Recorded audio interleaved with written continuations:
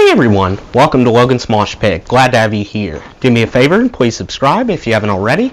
Also consider joining my Patreon page for some cool perks. I'll leave a link in the description. Yes indeed, time for another rock and read. Today we'll read chapter 10 of Red by the Red Rocker himself, Sammy Hagar. Chapter 10 is called Cabo, Wabo. Without further ado, let's find out what happens next. In December 1983, I saw a photograph in People magazine from the wedding of Keith Richards and Patty Hansen.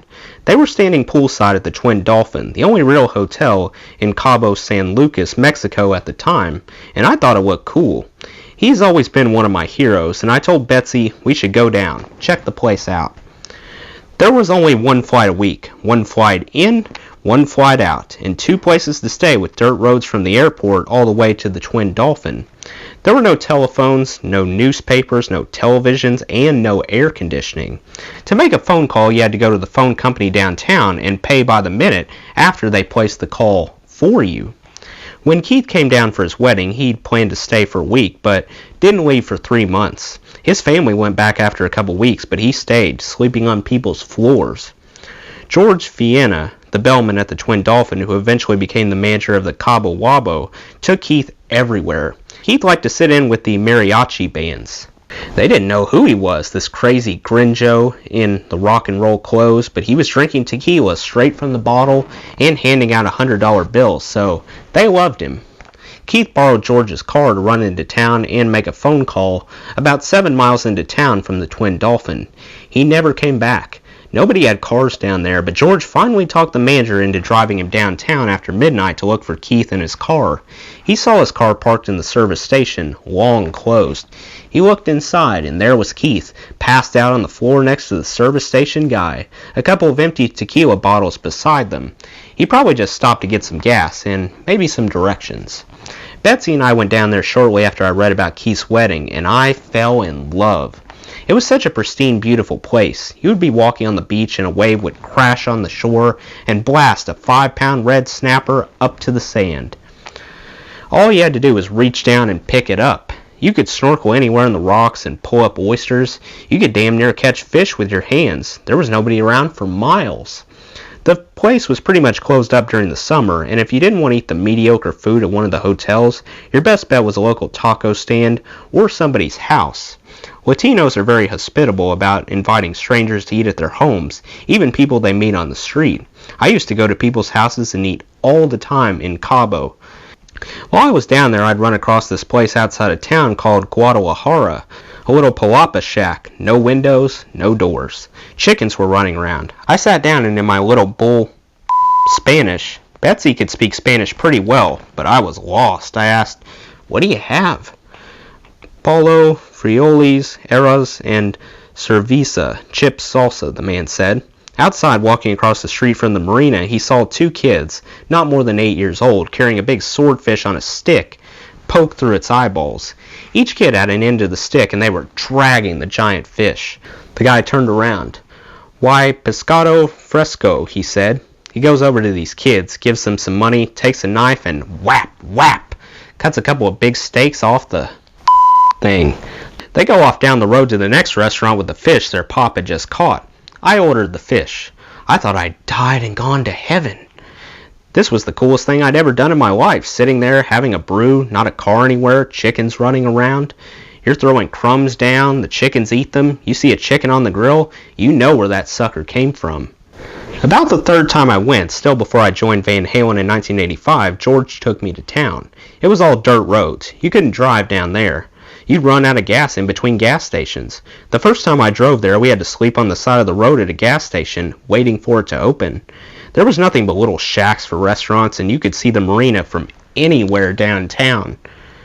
I decided I wanted to build a bar. I had already tasted real tequila and fallen in love with the stuff. I told George to find me a piece of property. I had a phone put in George's house so we could stay in touch. They ran the wire from the phone company office, wrapped it around stop signs, and took it to his place. Fortunately, he lived right downtown. There was a new development called Terrasol going up on the most beautiful stretch of beach around. They only had one condo finished when I first saw it, But I bought a place on the spot and moved in for the whole summer. That time of year, Cabo was a ghost town. Everything was closed. You couldn't even find a restaurant open half the time. The condo units were all empty. I had a couple acres on the beach and a giant swimming pool to myself. I also started going down every October because my brother's birthday is October 8th, my sister's is October 11th, and mine is October 13th. I took my mom, my brothers and sisters and their families to the Twin Dolphin and celebrated our birthdays for 2 weeks. Bucky shipped down one of my hot rod mountain bikes and I was biking the dirt roads around Cabo every day. One year, George told me about a triathlon that was being held by the local military base but was open to outsiders. I signed up. The city offered a $1,000 cash prize, so the race attracted a lot of interest. Pretty much the whole town turned out at the marina to watch as maybe 150 contestants crowded the dock where they were to swim the first lap, a quarter-mile across the bay. I was wearing a regulation banana hammock, a pair of Speedos, but everybody else simply stripped to their underwear there on the spot and jumped in. I held back. A lot of these people didn't know how to swim, and they were splashing and floundering. I dove in and swam across. When I got out, there was a short, stocky guy who started running down the beach, leaving me in the dust. But I was up there with the top 4 or 5 guys. We reached the third leg, the bicycle part, and George was waiting, holding my bike. Only about half the people still in the race, running down the beach behind us, had bikes. I didn't know what the others were going to do. The bikes they did have were trashed, big heavy clunkers, some even missing tires, and I had this lightweight 10-speed mountain bike. They'd never seen anything like it down there.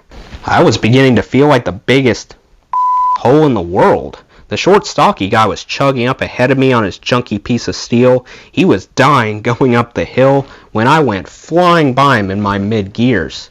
I finished so far in front, I was barely breathing hard when he finally made it across the finish line. I looked at George and handed the heavy-set dude the trophy and cash. He took them both, turned around, and raised his hands above his head like he had won the race. He never even said thank you. George and I laughed at that for days. The more time I spent down there, the better it got, and once I was in Van Halen, Cabo became an important part of how I wrote songs. I would jam new tunes with Ed, Al, and Mike, and make up lyrics by scatting along. Then I'd go to Cabo. I'd relax on the beach, finish my lyrics, come back, and do my vocals. A couple of songs from OU812 had actually come from my writing down there. Sucker and a 3-piece came from Cabo. I saw this gorgeous chick poolside at the Twin Dolphin who was married to this old dude, and this chick's giving me some vibes, even though I was married, and she was with this rich guy, the sucker in a 3-piece. One Sunday about 9:30 in the morning, I was driving to my favorite taco stand for breakfast, down a dirt road with a barbed wire fence. Some guy was wobbling down the road in front of me. I couldn't get around him. He bounced, first off the fence into the road in front of me, and then back into the barbed wire. He had blood running down his leg and was missing a shoe. He was some local who had been up all night drinking mezcal. I watched him make his way down the road like that, and it occurs to me, this guy is doing the Cabo Wabo.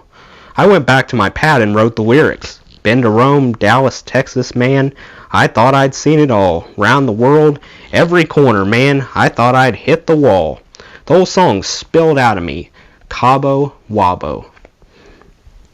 Since I had one of the only telephones in Cabo, I called up Eddie and said, Eddie, listen to this. I wrote the song in my head to the music from Make It Last, one of the first songs I wrote in Montrose. I sang it to him over the phone. Oh man, listen to this, he said. Al and I worked this up last night. He played some music that sounded very much like Make It Last. On the phone, it worked. I flew back to LA early so I could sing that song. They had recorded the music while I was gone. I walked in, I took a handheld microphone. I was just going to scat, but I read the lyrics off my paper from beginning to end, and that song was done. On OU812, my vocals have a funny sound because of that bull little handheld mic, but it was such a perfect vocal take, we all decided to keep it. It took him nearly 4 years, but George finally found a piece of property for the bar I wanted to build, but it was going to be expensive. Even though I was in Van Halen, I didn't have the money for $1 million project, more like a $500,000 project. But still, that was a lot of money to be putting into a town with dirt roads and no telephones.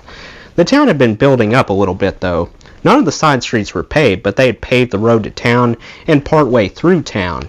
The swinging set in Hollywood began to discover the town. The hipsters were coming down. It wasn't just a little fishing village any longer.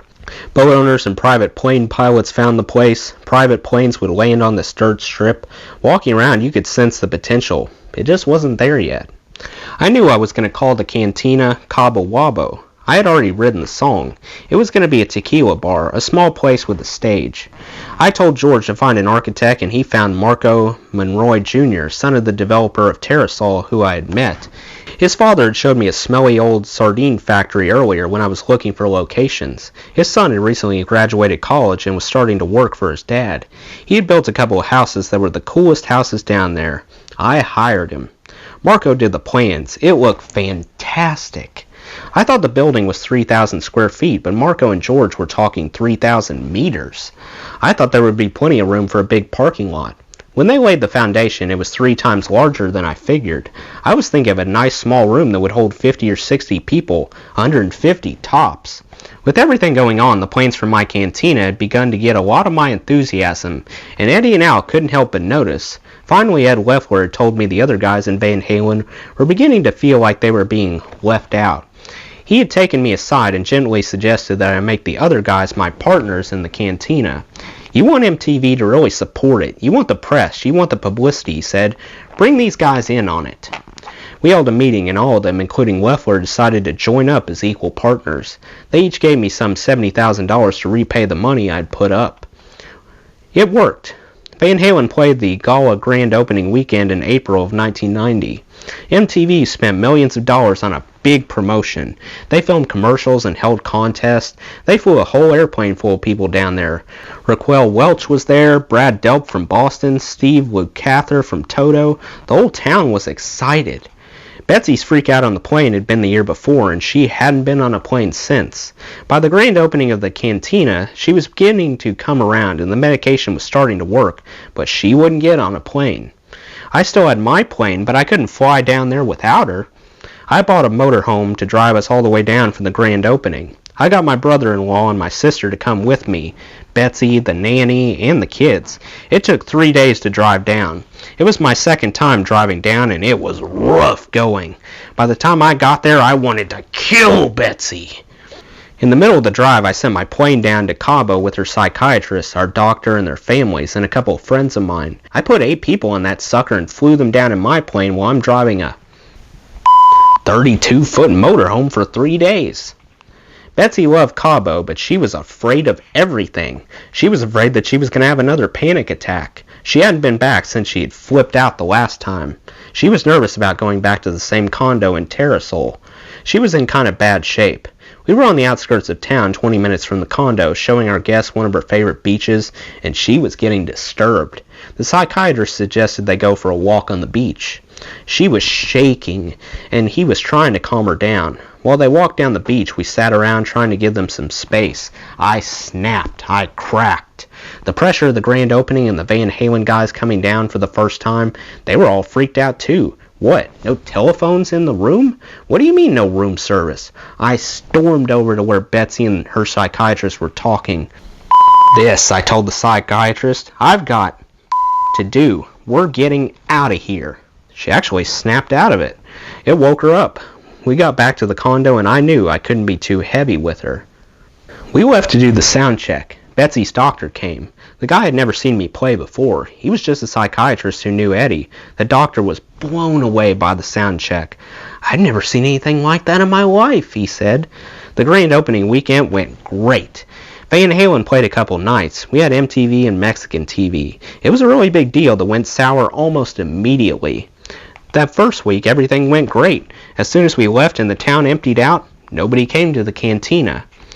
The locals didn't go to Cabo Wabo. We didn't have much of a restaurant, only a big taco bar. We served drinks.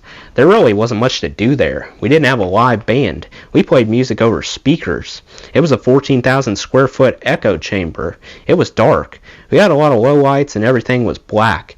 It really didn't have any charm yet. We built this place and opened it. Marco wasn't involved. George, who never did anything like this before, was running the business. Once a week, a plane would come in and there would be people in town. Once or twice a week, the place would do well, but not that well. The rest of the week, it was empty. T-shirts were selling well when we first opened. We could never get George to send the T-shirt money. George stopped because he didn't have any money to buy more t-shirts. He didn't have money to buy more booze, more food, pay the employees. The place was dying. It was losing about 10 grand a month, which is plenty of money. George didn't know what he was doing. Leffler was still alive and healthy when all this was going down. He had flown down to sort things out, and on the plane he met the deadhead son of the man who owned another hotel in another town. I knew him from the hotel. He sat at the bar drinking all day. Leffler fired George and put the deadhead in charge. Didn't do a damn bit of good. He had more business sense, but the guy was doing drugs and drinking, and all the federals were shaking him down because they knew he was dealing. Van Halen only played Cabo one more time. After a Mexico City concert in 1992 on the Cantina's second anniversary. But Mikey and I used to take David Losser down to play my birthday bash in October every year. Eddie and Al weren't happy about the place. Every time they turned around, we were asking everybody for money. They each put in another 10 grand a couple times. That would support the place for 6 months or so. It was losing more than 100 grand a year. After a couple of times, they said they weren't going to put any more money into the Cantina.